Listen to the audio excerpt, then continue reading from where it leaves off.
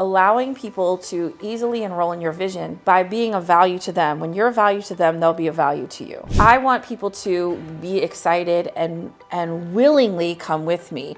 To really understand this person's needs and to try to meet that need if it's there, if it's available. Right, and that's the big thing, because you can't force an opening. No. It's there or it's not.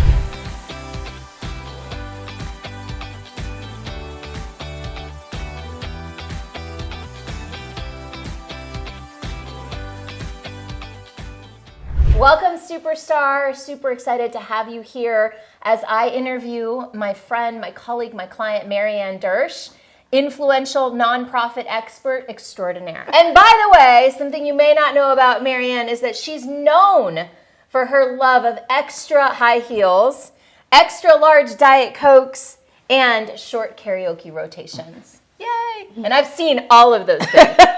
Yep. All right, so let's talk about this topic that you know so much about. We talk a lot about this together. This is something I talk a lot about too on my videos, the topic of influence. Mm-hmm. What does it take to influence people, to have influence, to wield influence? How do you define that? No, I feel like the word is a little bit loaded nowadays because like an influencer, which could feel like a little inauthentic or manipulative. The way that I see influence is getting people you have no authority over to do what you want them to do. So how can I get people I have no authority over? And in my world, my clients have plenty of those people, right? They have because nonprofit executives work under a board, and you want to enroll them in your vision. Your donors, community partners, volunteers, even your staff, you do have authority over them. And also, really good leadership means people are willingly following you. They want to support you. They don't have to, they choose to. And so influence is a lot about that choice of like allowing people to easily enroll in your vision by being of value to them. When you're of value to them, they'll be of value to you. And that's what I teach people to do is how can I be of value to someone else so they'll be of value to me? And how can I do this in an aligned and authentic way? Because I want people to be excited and willingly come with me. I don't want to have to drag them. One of the biggest issues for nonprofit leaders, and if any people are watching this, like our executives in nonprofit organizations, that can often be very isolating. And you feel like you're carrying this organization on your back alone. So what mastering the art of influence does is open you up to the support, the community of support that's around you, and allowing them to sort of like walk with you. So you don't feel like you're carrying it alone. And that just means, enrolling people in your vision. And what that means first is standing in your own value, right? And raising your own standards. So that's what we work on. So let's dive deeper into this idea, this topic of saying, like, how to get people that you have no authority over to say yes to your idea. You said enrolling someone in your idea.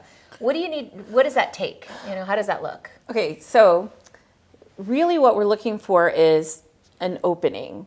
And what that means is, how is my idea going to meet your need? Okay, we tend to, and I think this is just overall, do a lot of pitching and selling and trying to convince people. So let's say I'm approaching a potential event sponsor and I want this company to give some money for an event. Well, I'm like, oh, here's my whole thing and here's where your logo is going to be and blah, blah, blah. Oh, that's cool, but let's just set that aside, all right? And instead have a different conversation, which is, hey, what's going on? What are your challenges? What are you facing? And from that deep listening, oh, now I sense my opening. My opening is where my idea is going to meet your need. Got it. And that's a whole different approach. And so I love this example because a guy who I do, my course is called Up-Level Your Influence. And my friend Jonathan took the course and he wanted to get a donor to sponsor a conference. He runs an organization called For the Love of India. He wanted to get a donor to sponsor this conference. And instead of going in with his usual approach, is like, hey, look at all I got. Do you want to buy into it? He was like, hey, mister at this company, how are you? Tell me what's going on, since the pandemic. Everybody's got something to talk about, right? Everybody's got a pandemic story, and he's like, oh my God. And this guy launches into a whole explanation of how he was so grateful for his employees and how much he devoted time and energy into their personal and professional development, and how much it really paid off during this time, because they were really loyal and very supportive, and they got through this really difficult time. And so that's the opening. Jonathan says, I'm so glad you brought that up, because I have 50 employees or whatever in India, and I want to train them. And I'm hosting this conference. And since we both value professional development, would you be interested in supporting my employees in their professional development? That's a whole different conversation than the pitch. That's right? And he said the interesting thing is he talked to this guy many times, and that had never come up. So once he stopped pitching and just started listening and listening for that opening, and what that requires, though, is for you to set your agenda aside. Yeah, and just be open. One of the things that I've heard you talk about, we've talked about a lot in the context of selling, and I guess in the context of fundraising too, is non-attachment to outcomes. So like letting go, instead of coming into the conversation with this agenda, like I need to get this outcome, I'm coming in to sell this. It sounds like Jonathan came from the perspective of, hey, I'm going to put that aside, and I'm coming in to connect deeply, to really understand this person's needs and to try to meet that need if it's there, if it's available. Right. And that's the big thing, because you can't force an opening. No. It's there or it's not. Ooh, that's a good one. You can't force an opening. Yeah. And also the opening is authentic, right? If it fits, it fits. If it's not, that's okay too.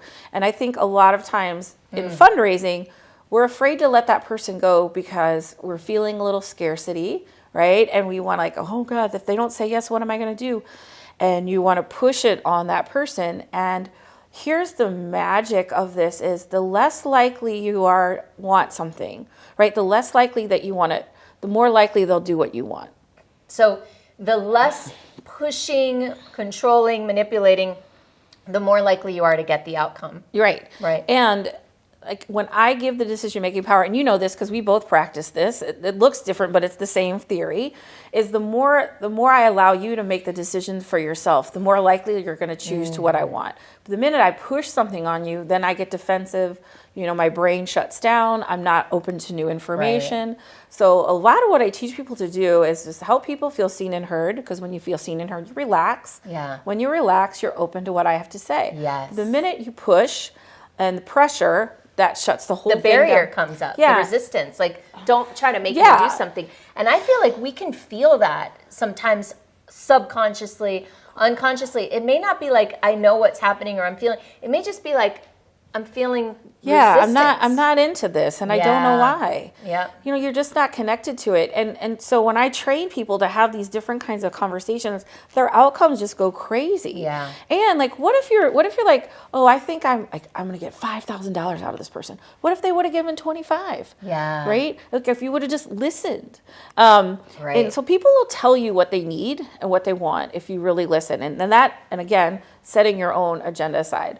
So I was doing this workshop with this person. I was doing this workshop with this group of people, and this woman said, well, what I do is I have 11 ways of getting involved in my organization, and I spread them all out. What would you like to do? And I said, I love that, and and I love it, and I know, I'm writing notes here. Let's back that up a little bit. So let's keep that, but let's just like, what if you just had that, and that was your guide, and what you did was listened, and knowing those 11 aspects, and by whatever they said, like offered the first one. I said, like, what if, I told her, I was like, what if you and I went to lunch and I was like, so here's 11 amazing things about me. Which would you like to explore?